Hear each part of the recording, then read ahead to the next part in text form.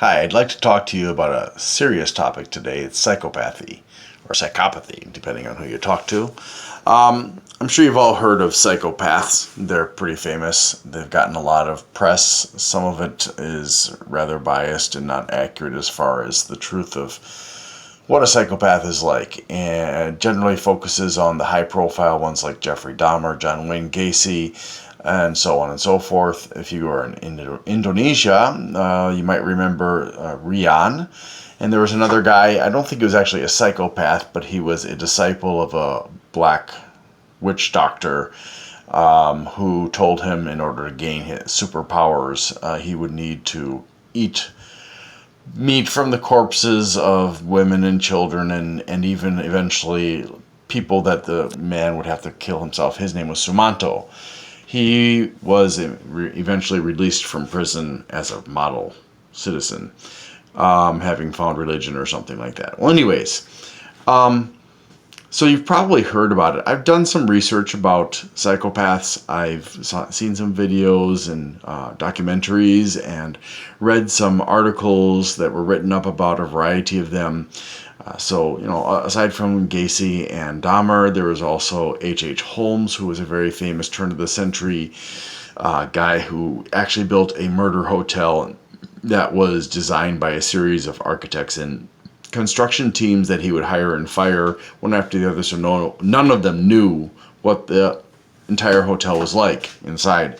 And he would rent it out to people who were visiting the World's Fair. This was back like in the early 1900s, I believe. And then he would use various contraptions and techniques within the hotel to murder them, and then to do other unpleasant things to them.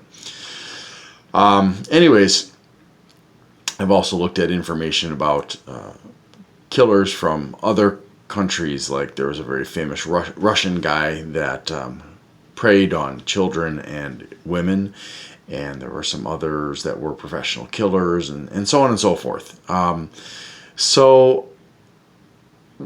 In my studies, I did come across a couple of very, very disturbing videos. I really wish I hadn't watched them, but it kind of gave me a more realistic idea of what a psychopath can do, because these were not Hollywood films. These were actually self-made films by psychopaths who were killing their victims, and I won't go into details. It's nasty. Anyways, as I was doing this research, I discovered a blog by a particular psychopath, and I'm not going to give too much information about this person for the very reason that this person is highly intelligent and highly capable with IT, and if you were to visit this person's website, he or she may actually be able to track you down, and I don't want to give you enough information for you to accidentally end up being that person's victim. Although this person claims that he or she will not engage in the murderous habits of some other psychopaths for fear of going to jail, and also has, in certain parts of the blog, evinced an interest in regaining the ability to feel emotions, being so-called emotional person, or an emo, or what we would call normal. Obviously, a psychopath wouldn't call us normal because, well, I'll get to that in a minute. Anyways, the person suffers from multiple psychoses, including bipolar disorder and borderline personality disorder, as well as psychopathy, but had actually volunteered to take the psychopathy test in order to determine why he or she did not have the same feelings as everybody else. So, for example, when his or her grandmother died, he or she had no feelings about that death, although that he or she was actually close to the grandmother. And that confused this person, and along with other factors caused the person to take the test, and was most certainly a psychopath. So why am I talking about this person? Well, aside from the person that was a psychopath, the person would also talk about something that is a known trait of psychopaths, and that is a problem with getting bored. Psychopaths generally don't have very much in the way of emotions except for rage. And they find it very difficult to stay stimulated. They get bored very easily, and that provokes some of them to get into drugs and alcohol. Others will get into high-risk behaviors, and others still will go into the realm of the high-profile psychopaths who torture and murder,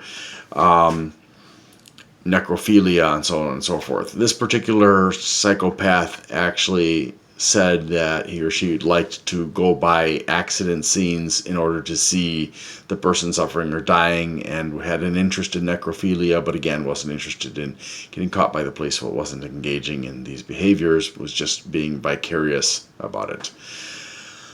Yikes, right? Okay, so this person, while describing the feeling of boredom, described it in a way that really got my attention and made me think, because this person described it the same way that an emo would describe a feeling of not having emotional fulfillment, which is to say, having a hole in your heart, feeling like you're empty inside because you're not getting the love and attention that you need to feel like to feel cared about. Then the words that we would use as emos to describe this sensation of lacking enough emotional affection being given, and so on and so forth, was the same words that were being used by this psychopath. And I started thinking about it, and I realized what this person and what psychopaths apparently are, if they're feeling the same thing as this particular person, are experiencing, is not boredom, but a severe lack of emotional attachment, emotional fulfillment, and so on and so forth. Now, how did I come to this idea, you may be asking? And here's the thing. I don't believe that most, or perhaps even any, psychopaths are born that way, unless they were born with genetic defects that would affect the right parts of the brain. I believe that the vast majority of psychopaths are made by severe abuse when they're very young. And unlike other individuals who become multiple personalities or schizophrenia or something like this as a protective mechanism to cope with the horrible abuse they go through, these individuals divorce themselves almost entirely from their emotions so that they don't feel the emotional pain of the betrayal and abuse of their parents. To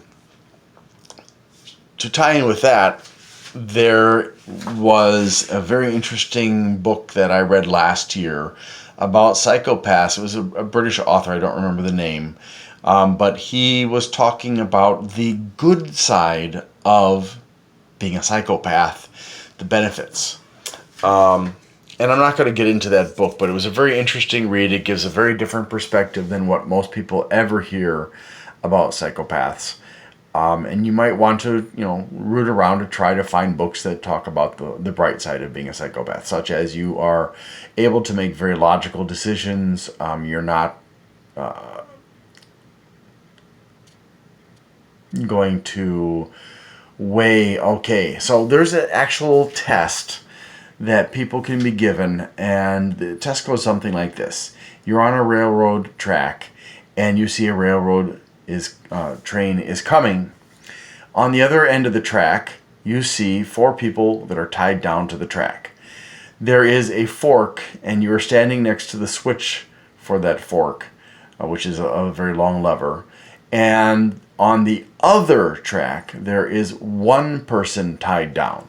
You do not have sufficient time to save either the 1 person on the one track or the other track, which is the actual active track. You would not be able to save all 4 people or even half of them. You might be able to save 1 person.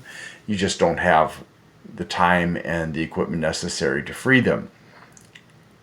So you have to choose. Are you going to do nothing? Are you going to allow the train, in other words, to continue on its route on that track and kill those 4 people who are stuck on the tracks? Or are you going to pull that lever, altering the course of the train and killing that one person? Now, according to psychological studies, the majority of people would tend to, shall we say, freeze and not make a decision because they can't decide whether they should spare the 4 or spare the 1 because they don't want anybody to die. But a psychopath would immediately pull the lever and save the 4 by sacrificing the 1 person. So there is a similar test to that, which is a little bit more iffy for a lot of people, and that is basically you see the train coming, you see people that are stuck on the tracks and can't get off, you can't save them, you're too far away, you are standing on a bridge above the tracks with another person who also sees the situation, and the only difference is that the switch is below you. And the only way to activate the switch in time is to throw the other person onto the switch so that the train goes off onto another spur and doesn't kill those people. So this is a little bit different in that you're participating more directly in the murder of 1 person to save 4. And this one is even more difficult for the average emo to handle. But again, a psychopath would take the logical decision of sacrificing the 1 person on the bridge with you in order to save the 4 that are stuck on the track. So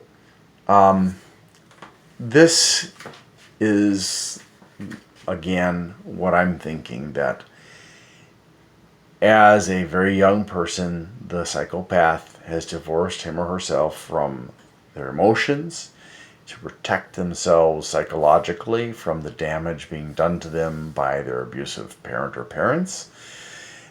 And that emotional detachment, while it may seem to them that they don't have emotions other than perhaps rage, it is actually going to manifest itself as that so-called feeling of, I've got a hole in my heart, but they don't know that it's emotional. They think it's just boredom. And I believe that's the key. So I hope that if you're interested in psychology, you'll make some comments that share